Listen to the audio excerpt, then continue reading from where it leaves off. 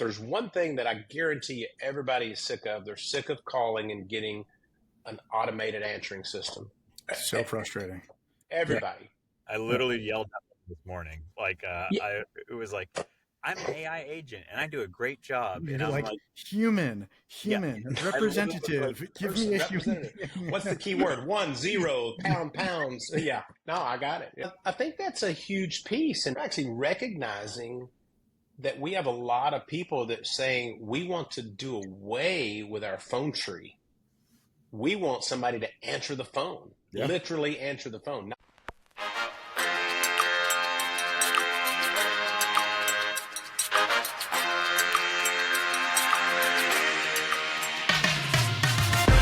This is the Open Wide Podcast with your hosts, Scott Drucker and Jinesh Patel.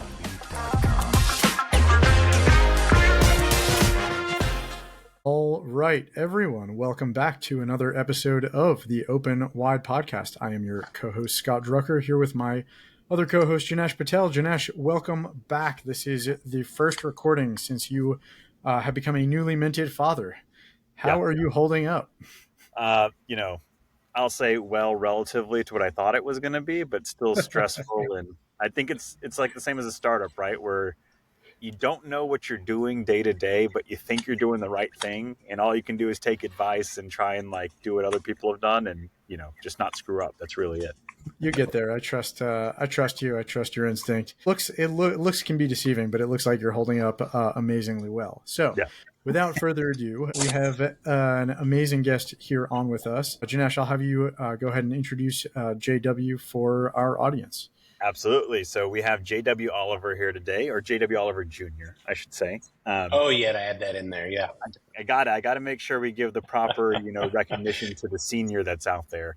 But also, I don't know if people who listen to this podcast wouldn't know who JW is because you are everywhere. And when you are places, you're in bright yellow 90% of the time and extremely hard to miss. So or a B suit. Yeah. And, I really want to wear that B suit one day. So I need to figure out how to put that mask on. For those wondering and feeling like they may not be familiar with men's fashion, this is not a men's fashion thing. This is the suit of the animal, like the insect, a bee, like a bright yellow and black bee. So it could be a men's fashion. Maybe we just flip this thing into a men's fashion show. I like this. You know what, Scott? I think we're onto something here, but that's a great clarifier for those that are like, is a bee suit a thing a guys wear? It's like, no. Yeah. It's really a bumblebee. The bumblebee, exactly. So JW, I'm gonna introduce you or do my best to do it because obviously you do a lot of stuff, and even at Uptime Health, we engage with multiple of your services. And so as I go through and people are like, does he have that many businesses? The answer is yes, and I can attest to it on my end. But without further ado, JW Oliver Jr. is a visionary and managing partner of SupportDDS, which is currently employs over 1,200 team members and supports over 3,000 dental offices in over 70 DSOs across 46 states and 9 countries. ZimWorkX has a vision of reaching 20,000 by December of 2032. They operate in centers such as in Zimbabwe, Costa Rica, and Zambia. Uptime Health also, solicits some support from those regions as well. And I will say you guys do a great job of empowering those communities and giving us support too. Going further, driven by the passion to empower organizations and be the catalyst for growth, he travels the world exploring and sharing his expertise to transform businesses and lives through remote and virtual teams. He is proud to be a Christian-led entrepreneur while adopting a win-win-win philosophy, a win for business, a win for the team member, and a win for the kingdom. They achieve this by donating 51% of the profits to ministries around the globe. That's very noble of you, JW. And lastly, with the track record of starting over more than 20 companies, as I mentioned, I have seen many of them and I engage with many of them. JW embraces opportunities in every obstacle and enjoys traveling the world. He's an avid adventurer. He completed 2 half Ironman races. That's very impressive. 14 half marathons and treks to remarkable destinations such as Machu Picchu, Everest Base Camp, and beyond. His entrepreneurial pursuits, you're an ordained minister, which I did not know. Speaker, author, podcast host, I did know that, and husband of 30 plus years and a proud father of 2. JW, welcome. That was a mouthful, but I think it encapsulates everything about you. And the reason we wanted to bring you on this podcast I is think it would be good just to let's just do the closing, because that made it sound way better than I am. And the minute I open my mouth, everybody's going to go, "That can't be right." yeah. No, well, this is the joint to prove them wrong. Awesome. Well, JW, pleasure to have you. Why don't you kick us off with talking us? It sounds like you've founded and run a whole host of different businesses. I know you, and I think Jinesh knows you from the Support DDS world, right? Tell us a little bit about how you got to Support DDS. Did that come after the other 19 businesses, or a few baked into the Support DDS family? And just how it all came to be with, standing up support centers in different countries around the world. And yeah, I'll kind of let you take that as you wish. Well, wearing multiple hats is something that Jinesh does way better than I do. Sometimes I hear about, he has that too. I didn't know that. So yeah, I get it. Well, he doesn't have enough gray hair yet though, so that means it's coming. Oh, it's coming in. It's coming in nicely. Well, I will say, I think one of the keys when you look at being an entrepreneur, starting a business, visionary, whatever you want to call it, is the fact that failure is okay. I do want to say that, I say I've started 20 plus businesses. It doesn't mean all 20 of them were successful, because they all weren't. I think it's learning from those failures, being able to overcome them. I love Zig Ziglar's old point. It says failure is not a person, it's just an event. And I think that just helps you as you progress to your next venture as well. But no, I've been I really was not expecting a career change 7 years ago. I've been in the dental equipment, dental imaging / service kind of industry, and then had done some real estate, commercial real estate over the years. And I went on this, it was a marriage retreat by a group called Fathers.com back in 2015. And I kept putting off the guy. He kept saying, "Hey, could you cut?" It was their fundraiser. They were just trying to raise money for Fathers.com, National Center for Fathering. They had a deal called Rendezvous. And I was like, I kept telling the guy, Kerry, I'm not going to go to that. I've got a lot going on. And he calls me in summer of 2015 and says, "Hey, JW, I signed up you and your wife. You're going." I was like, "What?" So I came home, told her we were going to go to Curacao. She's like, "Where's Curacao?" I said, "I don't know either, but let's get a map out. We'll figure it out." And, so we go to this. Yeah, the map is behind me, and Curacao is somewhere in here. Yeah, and we end up going, and it was a small event. I mean, there was only like 28 or 30 couples. And while we're checking in the hotel, I meet this guy, his wife, and he's from Zimbabwe. I was like, "Hey, how you doing?" And just said hello. And he was with a friend there, so we didn't speak a lot. Another couple, and towards the end, he's like, "Hey, my friend Lee and his wife are going back home early. Are you staying?" I said, "Yeah, we'll go to dinner." Tells us about, and that became a friendship. And subsequently, we ended up. He calls me. This is kind of a funny story. He says, "Hey, we should meet halfway somewhere." And I said, "I don't know where halfway is between Zimbabwe and Texas. Is that in the ocean? Where do we meet? Is it a boat? And he says, "Well, let's go to Italy." So we ended up in Italy. Spent about 10 days. It literally was just thinking it was just going to meet a new friend. And through that relationship, he said, "We should start a business together." And I'm thinking, he's in the residential commercial real estate, food business, food distribution. I'm in the dental equipment business. I thought, I'm not seeing the match, not feeling the love. Where does this come from? And so he says, this was literally the last night we were together, and he says, "We got these amazing people in Zimbabwe, but we've got an 80% unemployment rate.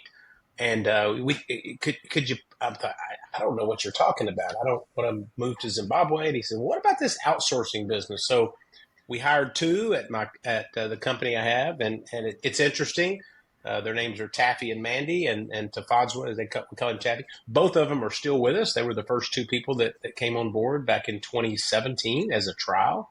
I called him like 3 months later. I said, "Ken, this thing works unbelievable. This is great. We should do something with it." And we kind of floundered around until a dentist friend of mine said, "Hey, could they do insurance verification?" I said, "Absolutely. What is insurance verification?" And she explains it to me. She tries it. 90 days later, she says, man, you should leverage this. And so the Support DDS came out of the ZimWorks company, and we launched it. And now, and dental is about 75% of what we do now. It's grown. I always tell this story too. This is kind of one of the interesting parts. I'm sitting with Ken. We're at his house, and he says, hey, we should really make this unique. We're both Christians. He's like, well, what if we donated some of the money back to ministries? And I said, yeah, let's make this the Lord's business. Let's give him 51%. And I was like, yeah, 51% of nothing is nothing at the current time, right? I'm like, yeah, let's go. Yeah, we're all kind of rah. And first 3 or 4 years, we lost money. And then it gained traction. But I can tell you that's been the best thing we ever did. We've stayed we've stayed profitable. We've been able to donate 51%. We're 100% debt free. So all of that has really been a mission. And here we are today. We got now 1,300 people working in our organization and continuing to grow. So long story, a long way of explaining it, Scott. But it's been fun, and I'm in a great industry now, and just really love what I do. Wait, did you say you got into dental because randomly one of your friends was like, can they do insurance verification? Like in terms of getting to that part of support? And yeah, let's just try it out. And I know that's a pretty big part of your business, but that's how that all started? Yeah, we actually had the ZimWorks kind of branding, and we were trying to figure out how to get traction. And I always thought that, okay, outsourcing, right? It must be like accounting and IT maybe, and what things could you do? Well, I mean, I've been in the dental for 30 plus years, but I didn't know what a front office did. I really had no idea. It wasn't anything I did. And I can tell you in February of 2018, so coming on 7 years ago, I've got a picture with me and 9 people. It's the 9 people that were working there and then. And we're like, yeah, we got 9 people. We're going to go over 10. And we thought this was a big moment. But we really didn't know what we were doing, Jinesh. We were like, how do we move this forward? And then when she came to me and said, hey, could they do this? That's where it launched. And that's really how it took off.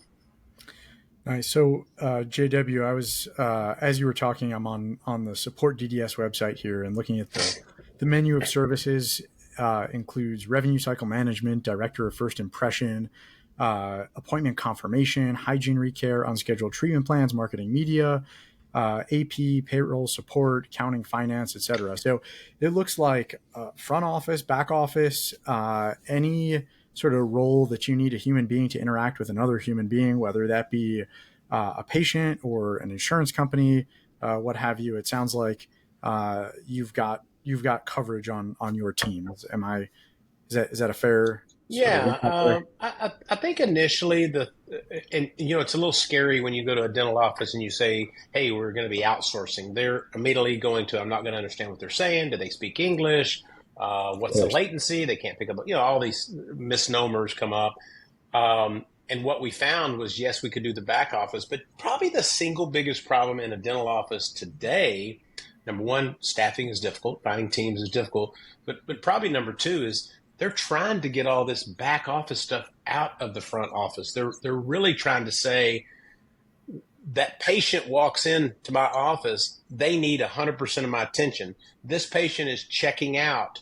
They're wanting to make their follow-up appointment or they're wanting to pay their bill. They need 100% of my attention. So sitting there trying to do hygiene recare appointments or taking inbound calls for new patients, it's just not possible. The average new patient call is something like 6.5 minutes. Well, tell the lady in front of you, I'm sorry, give me 6.5 minutes and I'll be right with you, is probably not going to work well. So all of this has played into being able to do now front office stuff as well.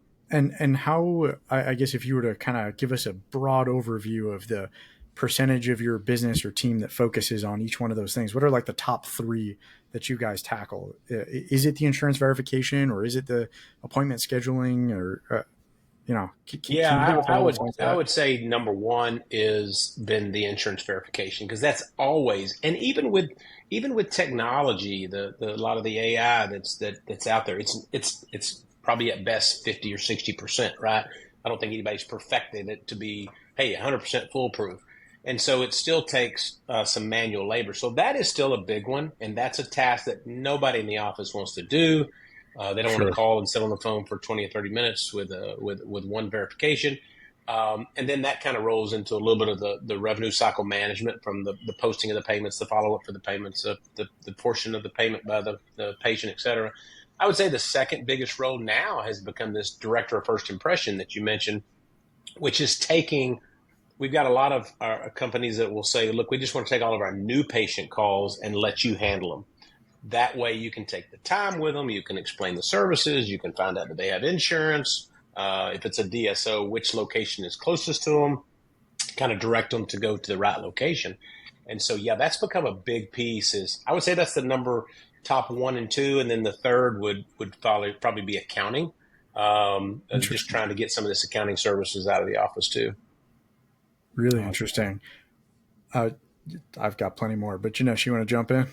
I think, part of the thing that, intrigues me, JW, is it feels like every time I talk to you, like in a good way, like there might be an idea, because all of us on this call are probably full of many ideas. And then there is the jump on it and execute and try and make it happen part of it. And I feel like anytime I talk to you, there's that follow-up, and then there is some action that gets taken. And I'm even just like, wait, I thought that was just an idea. I didn't know we were going to go run with that. And so I'd love to kind of also understand, even with learning this whole new way of like doing this insurance verification and building that business again, just from a general request of can they do something, and then now building a 1,300 person team around it. Like, what is that ability you feel like you have in yourself, like that can do that, or what is that drive that you have to do that, plus manage the other businesses that are still ongoing? Because you don't shut them down. Like, you have many of them are running in parallel as we speak, if I'm not mistaken.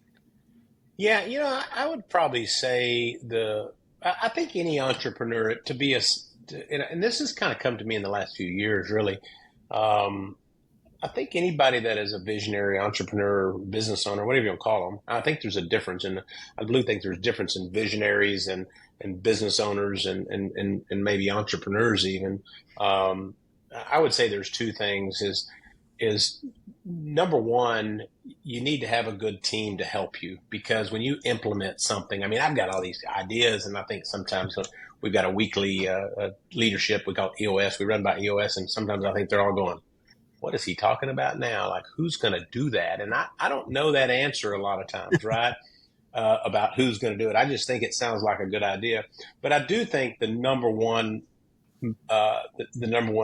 key to success is that you're solving a problem, right? Whenever you look and I don't care whether it's selling widgets, dental equipment, services, uptime health services, whatever it is, the way that you really grow and scale is you solve a problem, and you solve it in a creative manner that people go, oh yeah, man, I hate dealing with that. You got a solution? I'll take it. And so that's really been the key to what I think I've tried to do is where's the problem? Let's create a solution. I think that's a key to success as well.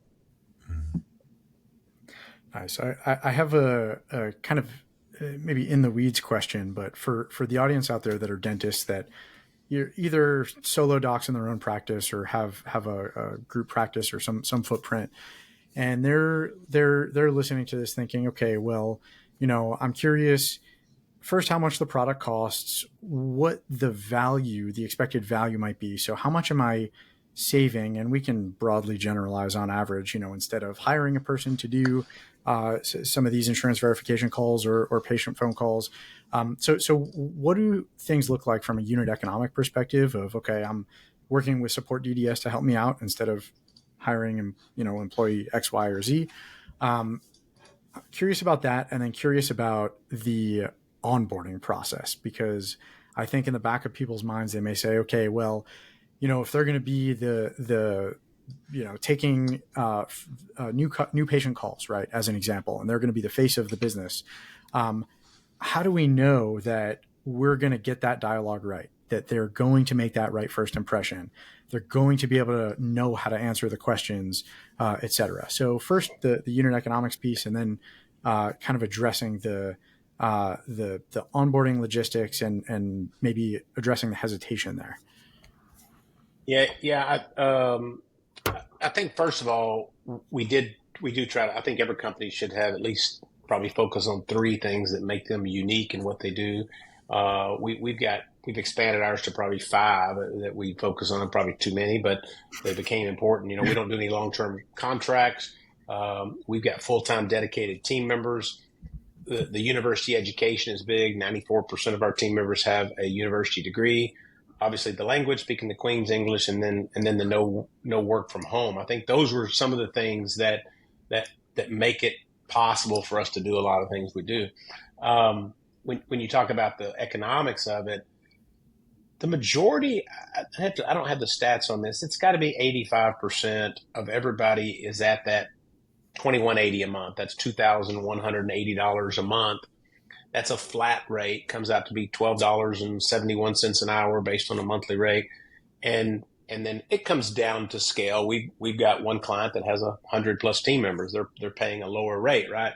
We've got some breaks at 5, 10, 20, and then jumps to 50 and 100. So there are some breaks, but you know what you're going to pay. There's no hidden cost. You're not paying, okay, you went over on your data consumption. Here's $68 or all of these various details. We wanted to make it simple, like, right? There's not all these extra, we've increased your revenue by $112,000. We keep 3% of that. It's like, no, we don't do any of that. So we look ourselves as a resource to help you insource, because we think they become part of your team rather than outsource.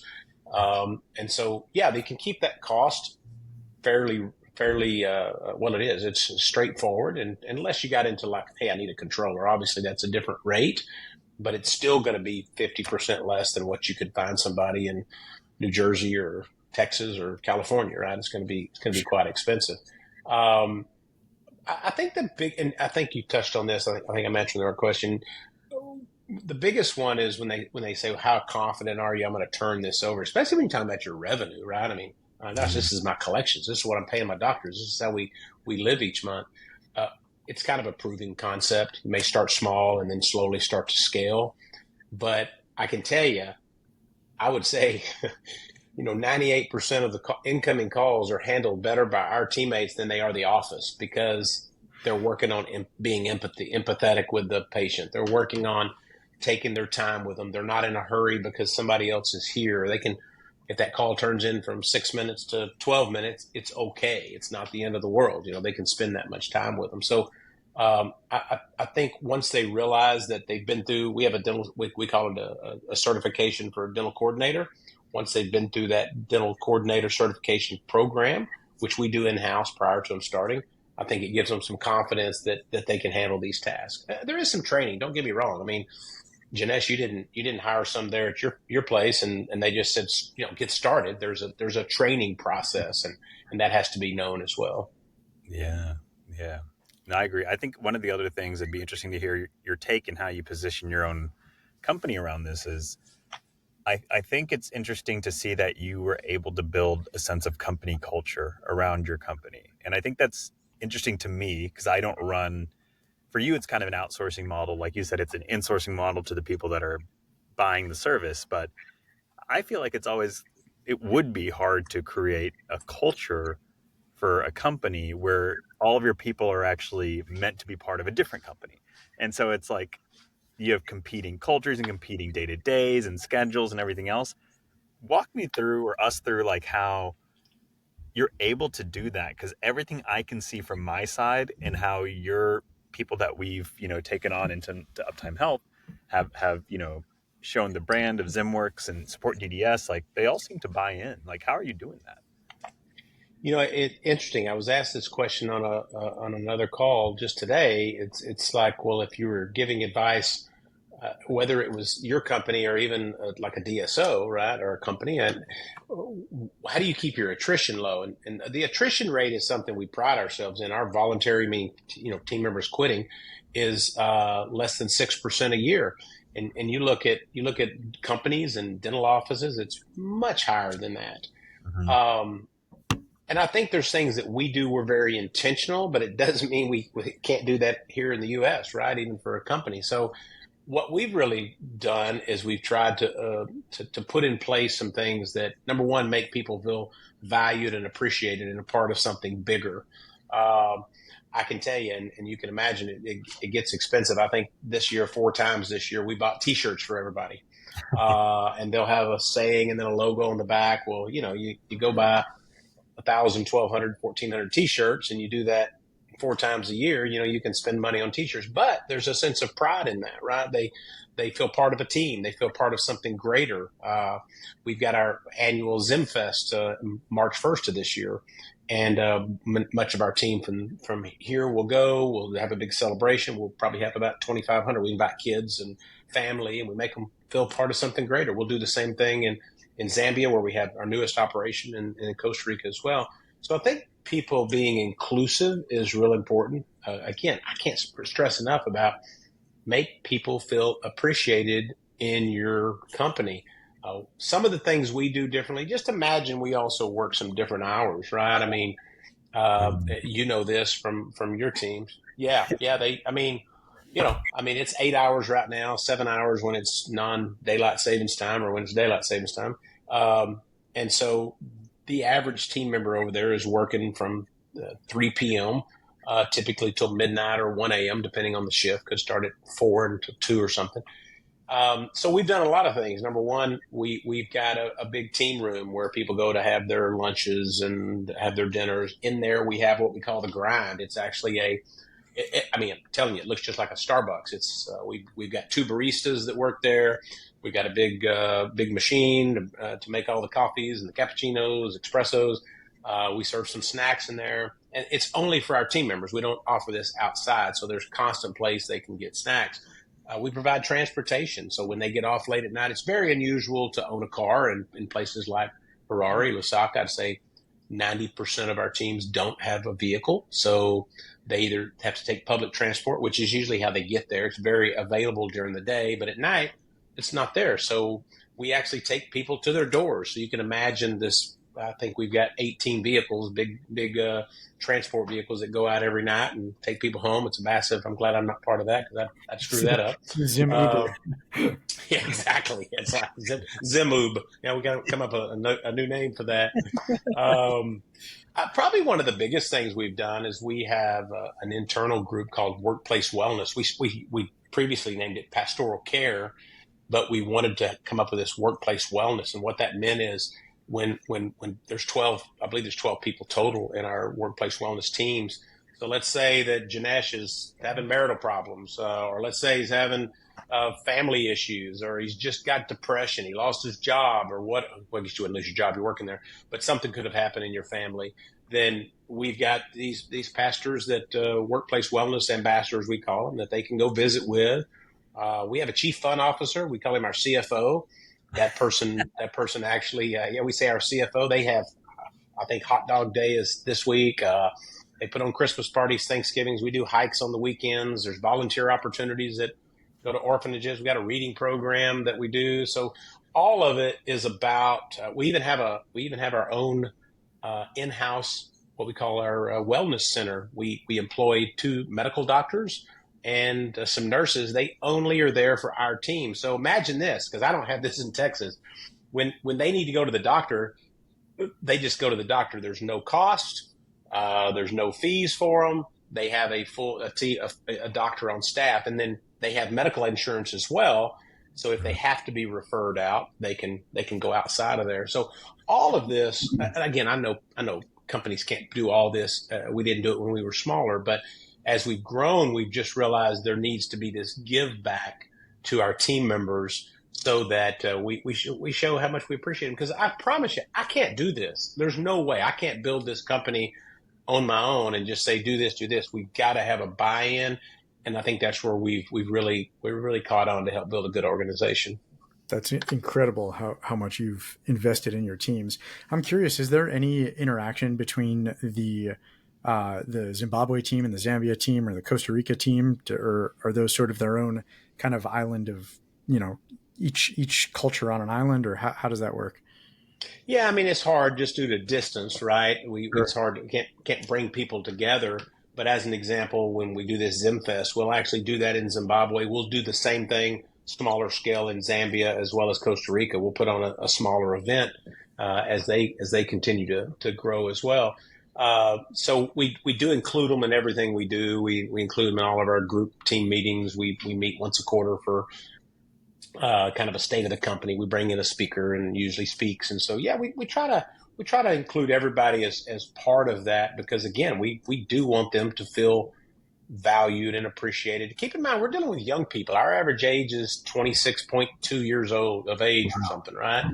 So these are young college graduates. But the cool thing is this outfit I've got on, it works for me here at home, but it doesn't work in Zimbabwe. I mean, I feel like I need a jacket. I mean, they dress up. They take great pride at coming to work. They're also in a really Class A facility in a high-rise building. And so in all three locations, they have beautiful facilities. So they take great pride in how they dress. One of our core values is excellence. And so they embody that. And I think that's important too. Yeah. Nice. It's incredible. I have a little bit of a segue away from the culture piece. I'm curious, JW, did you see a impact on your business from COVID? Possibly, folks here maybe wanting to ramp up the remote support anyway, or saying, hey, that sort of support staff, I used to have them in office. They came to work every day. Now they don't want to. Maybe support DDS is an even more attractive option. Yeah, the bad thing is when somebody mentions COVID, I'm like, yeah, I like COVID. Let's go COVID. Not that I want to have another one. I'm not interested in another one. But no, it was a mass. When that hit, we were obviously like everybody else. We were scrambling. And we weren't nearly the size. We had about 200 team members, I think, in let's call it April of 2020, and we immediately lost half of those. I mean, people just called us and said, "Hey, we got to drop," and we would say, "Hey, let's just pause the services a bit, okay? We'll check in with you in 30 days." And as you know, most dental offices were shut down 4 to 6 weeks. I think Texas we shut down for about 45 minutes. They just came right back up. But, I think some states were slower than others. Sure. But once we got to probably end of July, we were back to where we were, maybe past it, probably within a very short period of time.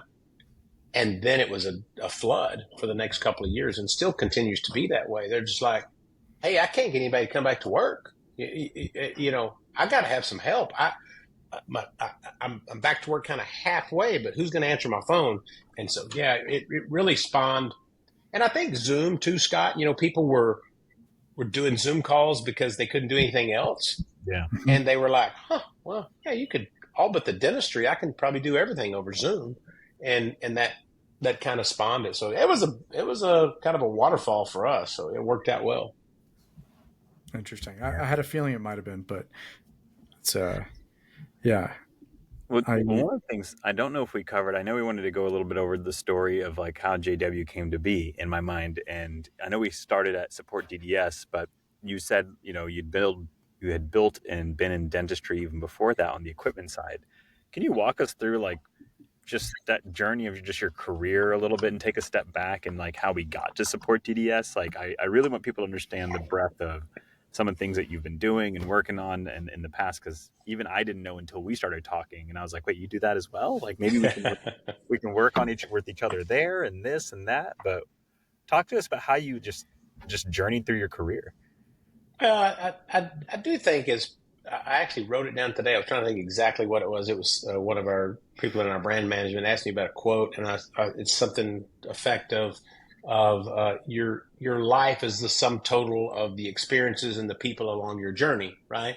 Because they all impact you in one way or another, good or bad. And I think you got a choice to choose if you want to hang out with the bad or hang out with the good. I think that's always a choice versus pessimism versus optimism. But when I was in university, I was passionate about. I was a kind of constitutional law. I loved political science. I did a thesis paper on the Supreme Court. I was intrigued by all that, and I kind of thought I would fall into either going to law school, which I decided that was too boring, or could I go to do something in law enforcement? I actually got all the way like to the third interview with the DEA, and I thought, oh, I'm going to be cool. I'm going to be one of those guys with a jacket and black sunglasses, and I'm going to be, the guy busting up people. And I got to I was down meeting with the panel, and I was like, oh, I don't think I want to do this either. So I really didn't know what I was doing. And fortunately or unfortunately, I was sitting on the top of a beer keg on the back of a fraternity bus. I was never in a fraternity. I was just went to the Texas Ranger game. My mom's listening. I was not drinking. I was just sitting on the keg. It was the other people were around me, just so that's clear. Yeah, absolutely. Yeah, I was just there. I was pumping it for the people, handing it to them. And a guy that I know now says, well, matter of fact, he owns a big dental company now called Midwest Dental, which is right here in Dallas, Texas. And he started out of his garage. He was we were working for this other company. It was a horrible company to work for. I mean, horrible. But it kind of got me into the dentistry, and I was making pretty good money, working part time, going to college, and figured it out. And then we both left about a year later, and he started doing something. And this is kind of crazy, Jinesh. A dentist that I had met along the way says, "Hey, could you find some used dental equipment?" I went, yeah, I don't know. I mean, keep in mind this is in this is about 1987 or 8, right? And I'm like, I don't even know where you would get that. And so this was before the internet. This was before texting, anything, right? And mobile phones weren't even out, if you can go back that far. And so, I actually found him some used equipment. He got a bid from one of the big companies, and it was like $60,000. And I ended up just scraping together some used equipment, and I think it was $18,000 that he put this dental office in, and he was building a little satellite office with just 2 operatories, and I made like $5,000, put it in my pocket, And I mean, here I am, 21 years old, going, oh wow, that was easy, I should make a business out of this. I literally I can think back to those. I used to take these trifold letters and I would write down the stuff I had. And if you ask me where the stuff I got, I would drive down here to Dallas, and I remember there was a guy who had professional equipment. And he had a whole storage full of stuff, and I'd just take Polaroid pictures of it, and say, what is that? And he would tell me, and I'd say, all right, let me try to sell it. I'd go back, write it on a sheet of paper, literally mail it out to dentists within, 60, 80 mile radius, and wait for the phone to ring. And so that was how I got into the dental equipment business. We sold that company in 2011. I started another company, I thought I would do that just the digital imaging side. I thought I would sell recertified digital imaging equipment. And then this came along. And again, even after that came along, I thought I'll do this part time. I just kind of help this whole ZimWorks business out. I'll just kind of help them kind of kick it off and kind of help manage it. And then, 2 years later, I guess about 2022, 2020 or 2021, I said, oh no, this is a full-time gig. And so it just kind of started spinning. So that was the whole journey there to get what I'm doing today. And there was tons of little things along the lines, most of them failures. I need to repeat that. There was a ton of failures along the way. Give us a failure. I want to hear a failure, because you're too successful. Otherwise, people need to realize you're human. Well, so I got to tell you this. This is kind of a funny story. Do you know how people don't want to say anything about their failures, right? That's something we want to talk about, all the successes. Sometimes you're going, I bet this guy failed at something big, right? Yeah. It's so funny. I can be sitting around a table. And so I went literally completely bankrupt in 1999. I mean, 100% bankruptcy court, the whole thing, right? And I'm actually, it's part of my journey. It's what developed me. I'm thankful for it. I really am. I'm thankful for those obstacles came over. But it's so funny. You can be sitting around a table of 10 people, maybe couples or something, and they'll be talking about your experiences, and you'll say, "Hey, man, I went bankrupt in 1999." and the whole table will just get quiet. You know, they're like, I don't know what to say. And I'm like, it's okay. It's no big deal. It's like, and then it never fails, Jinesh, never fails. Somebody leans over and goes, hey man, I did too. It's just like, they just don't want to tell you that they failed in a business or they flunked a test, right? Or how'd you do in that test, Jinesh? Oh, I did really, really good. Made a F-. Okay, not too good, but it's part of my journey. And so when I was really young, about that same time, I had a buddy. He was big into skating, skateboards. I did not skate. I was not a skater. And I'll never forget, we built this skateboard park. He was like, we're going to make a ton of money. And I mean, I'm borrowing money on my credit cards and I'm thinking this is going to work, build this big skateboard park, bring in Tony Hawk at the time, who was young guy, right? He drove down from Dallas. I mean, I think we paid him $500 or something. He drove down, did a little, that's a did a little skateboard. He was young, right? I mean, he was, I'd have to look and see the date of that, but he was super young and we paid him money. I think we had to scrape. I mean, we may have been short. I don't know. Maybe we gave him like $450 and said, we'll have to catch up with you later. And then next thing you know, where we built it, the zoning, the company came in with the zoning restrictions, said, you can't build that here. And it's too tall. And so, we ended up just cutting up the plywood and giving it away. And so, there's been stuff like that along the way, but it's again, just part of the journey. I love it.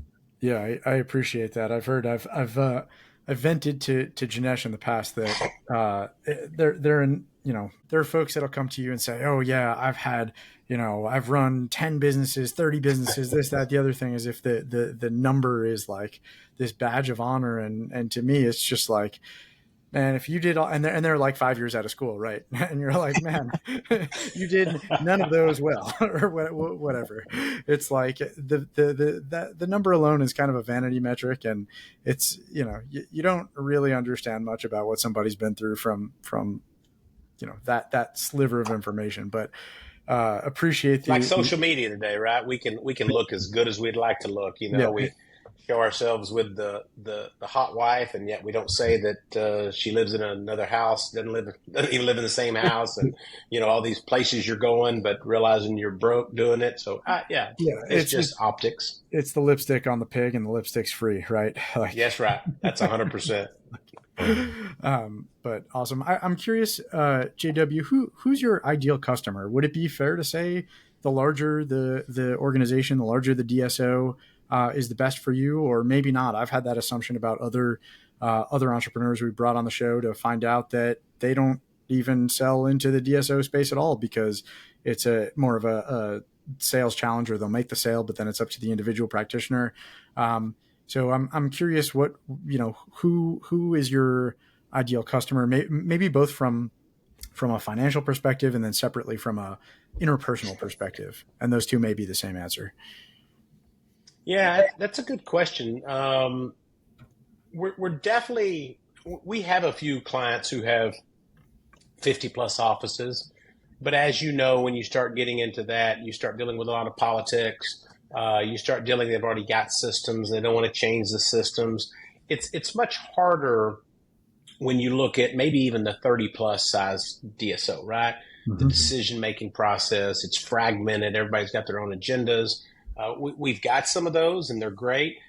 I would say it's kind of like that pyramid. You've got those big blocks that make up a big part of the pyramid, but really it's been those individual practices that we've kind of built initially on. And so for us, they're real important. They may take a lot more work to have somebody who has one team member with us, as we call them, versus, we've got one of our largest clients has 135 or 40 team members, right? But I will say that company really sees us as a true partner. They Jinesh, you're the same way. Uptime's the same way. It's been a partnership, not like, hey, we need to hire you for these services. That doesn't ever seem to work well. And we actually we've turned a few clients down. We fired a couple of clients. We're like, well, look, you're treating these people like, it's a sweatshop, and that's not what we're operating. We're operating real people with real goals. So, they're all important. I think the single practices are super important to us. But if you were asking for us from a DSO standpoint, probably that 3 to 20 size is really optimized for us, and when it gets to that 5 or 6 offices, that's when they really start to look at centralizing things like, oh my gosh, I can't believe I've got insurance coordinators in all 5 offices. Oh, I can't believe I got a hygiene recare in all these offices. We've got many practices that use us for their complete hygiene recare programs. We do all their outbound calls as well. So I think that sweet spot would be 3 to 20 is really, really good for us. Nice. And I'm curious to change the subject altogether again.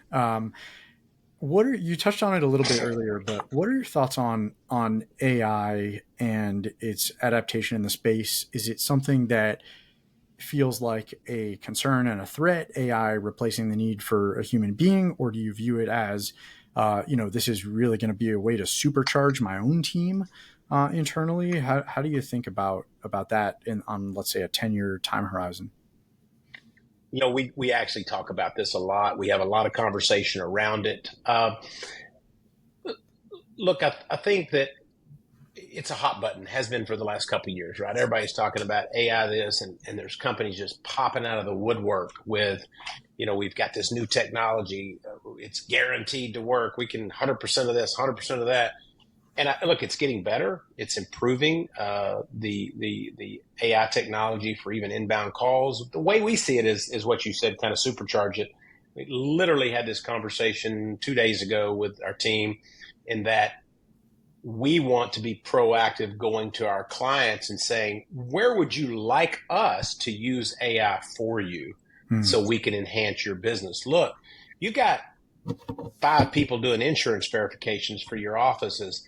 I think if you would spend $300 a month, we could get your 7 team members down to 5 and actually be faster, or keep it at 7, free up 30% of their time, and we can task some other projects for you so you don't add any manpower. So we're recognizing we need to be proactive. But look, if there's one thing that I guarantee you everybody is sick of, they're sick of calling and getting an automated answering system. So frustrating. Yeah. Everybody. I literally yelled this morning. It was like, I'm an AI agent and I do a great job. You're and I'm like human, representative. Give me a human. What's the key word? 1, pounds. Yeah. No, I got it. Yeah. Yeah. Oh my God. Yeah. I think that's a huge piece. And so we're actually, it's funny. We're actually recognizing that we have a lot of people that saying we want to do away with our phone tree. We want somebody to answer the phone, literally answer the phone, not AI, not all this talk. It's answering the phone, because if you think about it, we've made this big push to go automated. And now I think it's kind of fallen off the cliff, and it's kind of coming back the other way. And so I believe that's going to be, and again, AI is not going away. It's going to be an integral part of everything we do. So I think it's for us, it's figuring how to kind of meld it with what we do, just so that we can be more efficient. And again, Jinesh, if I came to you and said, hey, you got 5 team members, they're doing great. We've got this technology. You could spend $500 a month. We can free up 30% of their time to do other things. You would probably be like, absolutely. I got tons of projects that need done. So Scott, that's kind of where we see the utilization of it. Yeah, I think that's smart. It's healthy to be proactive about it and just stay ahead of it. All right, Jinesh, I'll pass things over to you. No, I mean, as we wrap up here, I just wanted to, again, first, thank you for jumping on and sharing your story and even everything you do at SupportDDS. I think, or ZimWorks as well. And I think one of the things that is going to be interesting for how we see dental evolve, and I'd like your thoughts on this, as it goes in the medical world. Scott and I talk a lot about the dental medical integration, or MDI kind of movement. Is that something that, your team is poised for? Because obviously those are those things, whether it's insurance verification, some of it's the same, some of it's different, but how would you help a group that is looking to make that transition is it a pretty simple button in quotes on your side, or is it like some effort that you're putting in the back end to make sure that transition is possible for some of these groups? Yeah, we have a number of people outside of the dental space. We've got some optometry, some ophthalmology. We've got some chiropractors, some med spas that are using us. I say that, onesie, twosies, threes here and there.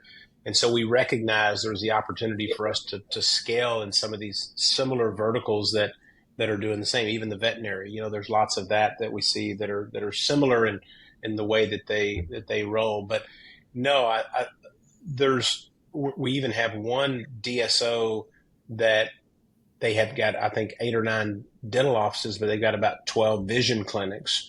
And so they've got it kind of under one umbrella. We're not actually working on the vision side yet, but they want us to work on that vision side too. So yeah, I don't know if it's true or not. They always say, we're 30 years behind medical in the dental space, and it definitely in some aspects it's way behind. But yeah, I think when you talk about the medical dental integration, it's pretty right for us to see that as well. And I think you're going to see more of it. I think you're going to see more. How much consolidation can there be in the DSO world before you start seeing some consolidation from more of that medical dental side as well? Yeah, we're already seeing it. Yeah. So some of the biggest of the players have kind of segments of their business that are something within healthcare, or non-dental healthcare, we'll say. Yeah, interesting. I'm curious. I would love to hear a little bit about your travel. You are incredibly well traveled. Funny enough, my brothers are both actually going to Zimbabwe in like a couple of weeks or so for a wedding of one of my youngest brother's friends from a prior place of work. And so yeah, number one, throw out a recommendation for Harare. and then yeah, we just love to hear about some of your travel, share some insights, some wisdom from some of what you've seen. Yeah, I it's interesting because I do get that a lot. I guess when you're the person traveling, you don't see it like it's that much travel. But then I look back sometimes like, oh yeah, it probably is a lot of travel. I look back at a calendar or something, go, yeah, that's probably a lot of places. I guess in today's world, it's people always say that, go, Ali, when do you work? My wife would probably say, when does he not work? Right? Yeah. She would probably, because you're not around that. Even my kids somebody said, oh, it must be nice. Your dad hardly ever works. And they're like, no, when you go on vacation, it's, he's got to get his 8 hours in sometime. It could be in the morning early or late or whatever. So I think the world has made it easier to travel, right? I mean, I can take this same phone. I used to have to go get SIM cards and, get my phone to work. And with AT&T, I mean, I can pretty much land anywhere in the world and it just works, right? Which is crazy. So with that and with laptops and with Zoom and, you whether you use iCal or Apple Calendar or Google, whatever you're using, calendars just sync wherever you're at, changes the times. I think that makes it easier because I do, if I go to Europe or something, then usually my wife and I do things from the morning till 3 o'clock. And then, I'll take 5 or 6 hours and work, then we'll go to dinner and we'll call it a day. So you're able to kind of adjust to that. But man, I love travel. And luckily, my wife doesn't like to travel like I do because we would probably go more. She's like, nah, I'm not going. So I'm like, oh, okay, well, I better not go either then, right? It's probably too much. But yeah, we live part-time. I would say 6 months out of the year, we're in Costa Rica, headed back there next week for quite a long stay. We'll do big tranches when we can easily travel from there. It's very easy. Africa is just amazing. I mean, I've been, 20 times or so. I continue to, when we go, I will go see something new. So you say your brother's going to Harare, is that right? Yeah, my two brothers are going to be there in like a couple of weeks or so.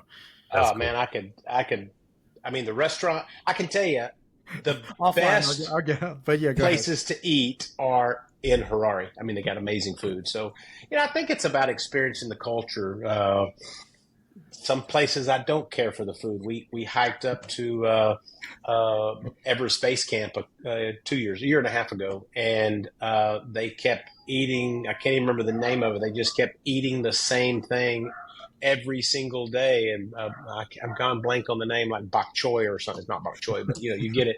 And I'm like, oh, that doesn't even taste good. So I would have to, revert and find something that I did like. So, but the food, the people, I will say it's an opportunity to meet some of the finest people you can meet when you're able to travel to different parts of the world. To me, that's the most fun is just seeing the cultures and how people operate in different parts of the world and how they operate in the culture too. Yeah, for sure. Jinesh and I can relate on the intense travel not being glorious and being very tiring and a lot of work, and for the two of us, most of it's probably domestic, but we can relate on that front. Well, I will add, my mom, she's 89, she's great health, still runs around, does everything. She'll say, I have this deal where we text, and I always tell her when I'm going somewhere. So it's usually a lot, I'm like, hey, taking off for San Diego or whatever. And it's funny because if I say I'm taking off for New York, she'll go, oh, what shows are you going to see? Oh, what restaurants? I'm like, Mom, I'm going to Long Island. I'm not going to do that stuff, So yeah, it's not all just because you're going to New York doesn't mean it's glorious. Yeah. Yeah. Oh yeah. For sure. Well, JW, this has been awesome. Thank you so much for your time and your insight, and for sharing about support and ZimWorks with the audience here. If there's anything else you want to share, by all means. I love stuff like this. I think it brings a little humility to the whole world, right? I mean, I think, again, what we see on social media is sometimes not the case. And I think just having a real conversation, Scott, with you and Jinesh, is just, lets people know that, oh yeah, I've had some of those same issues. I think that's important as we do it, because at the end of the day, nobody's gonna talk about your boat, your car, your airplane, all that other stuff. They're just gonna say, either that guy was a nice guy or that guy was a jerk, and that's all they're gonna know, right? 100%. I mean, he was a nice guy or he was a jerk. Do your team members watch some of the podcasts or listen to some of the podcasts? I thought you were going to say, do your team members think you're a jerk? I was going to, some of them probably, yeah. They do, yeah. Most of our team do. They're really good about joining on, listening on webinars. So yeah, we share these internally. We have a lot of internal social media that we do. We don't even have publicly, because we want them to see what we're doing as a company and as individuals too. Nice, awesome. Well, thank you so much for your time. And it has been another amazing episode of the Open Wide podcast. And we will catch you next time. Take care, everyone. Thank you.